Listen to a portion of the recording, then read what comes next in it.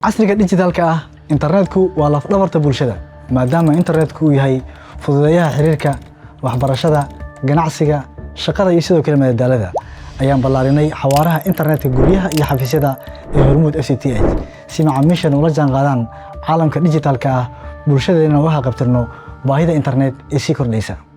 tani waa talaabo loo qaaday dhanka horumarka tiknoolajiyada iyo sidoo kale casriyeynta nolosha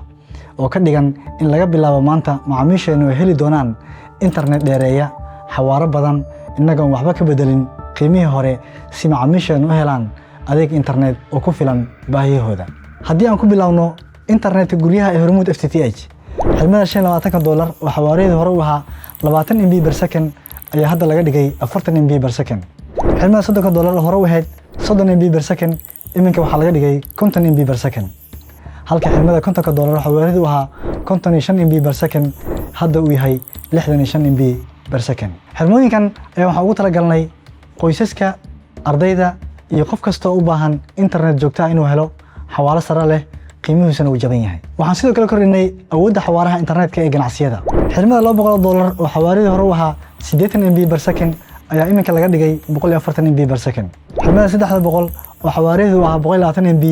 hadda waxaa laga dhigay 240 MB halka xirmada $600 xawaareedu hore u ahaa 250 MB per second iminka laga dhigay 400 MB per second haddaba macmiil si aad uga faa'iidaysato internetkan xawaaraha sare leh uguna xirnaato